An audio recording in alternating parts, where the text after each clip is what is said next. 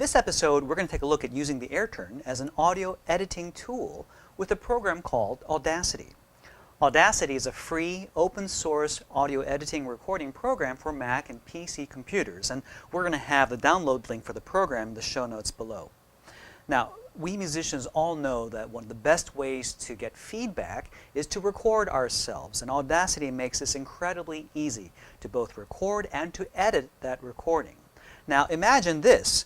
Imagine being able to record yourself or to record somebody else live, and as you either hear the playback or as you're recording as a teacher or as an engineer, you can simply tap the AirTurn, and every time you tap your foot, a little text marker can appear at that point in the recording or in the playback track, so that if you want to review exactly the spots that you need to really work on, rather than relying on handwritten notes or marking down timing or timing numbers on the track, with a simple tap you can have an instant tag inserted exactly at those points. A really cool way and a very efficient way to quickly capture just the moments that you really need to focus and work on in a given recorded performance.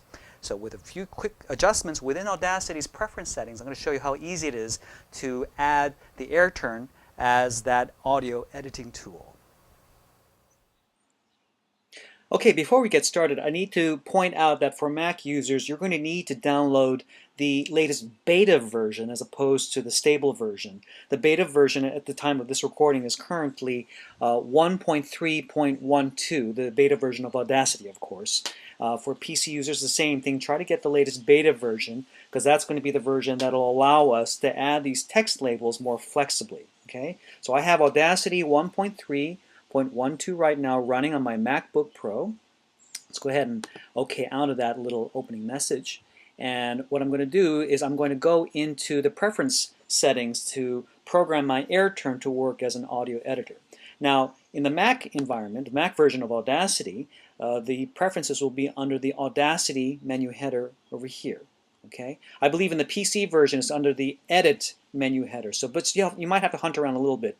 But essentially, it's the same procedure for both operating systems. Audacity, go into Preferences. Let's click over here. Okay. And now what I want to do is, on this left-hand column, I want to look for Keyboard and click on that. And now you'll notice that there are a whole bunch of these commands, and almost any command function within Audacity can be triggered by a key combination, as you can see on the right here. Okay, so let's go ahead and scroll down a bit. It's a little more than halfway down. There we go. And you can see this text that says Add Label at Playback Position. That's what we want, and the default key combination is Command M. I'm going to go ahead and click on that to select it. I'm going to click inside this box over here that has the default key command.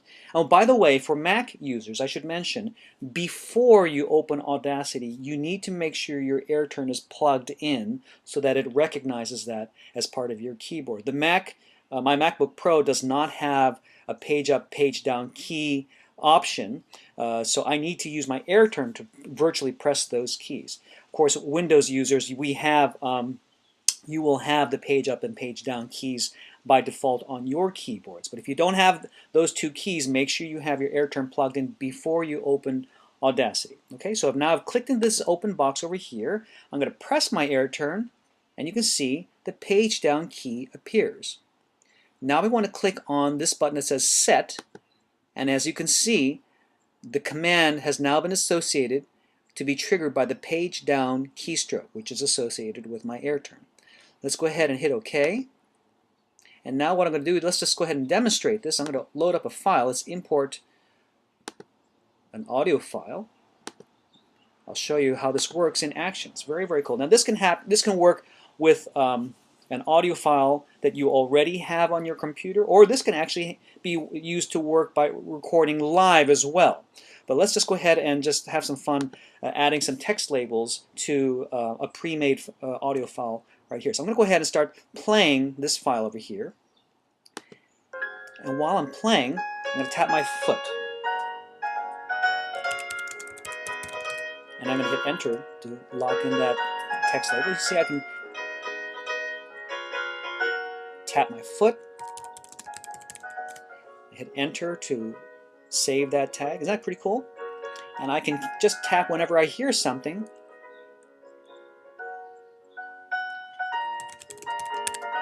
And enter text if I'm using a keyboard right away. And that's how you can add labels to your recording in real time. Very, very cool function, okay? So let's do one more example. And this time I'm going to go ahead and mute this. And I'm just going to show you how this looks in a live setting. Let's go ahead and just get rid of this for right now. And let's record something live. Let's hear myself talking. While I'm talking, I can be adding text labels. If I made a mistake like that, and I can just, as I'm recording, as I'm listening, if I hear something funny, I can add text labels immediately, just with a tap of the foot. And if you want to, you can just tap your foot and hit enter if you want to just keep it there, or tap your foot and tap your foot again. You don't have to enter anything if you don't want. If you're just too busy, if it's moving too quickly, you just want to just mark where they are and go back and type them in later. That's another little error type.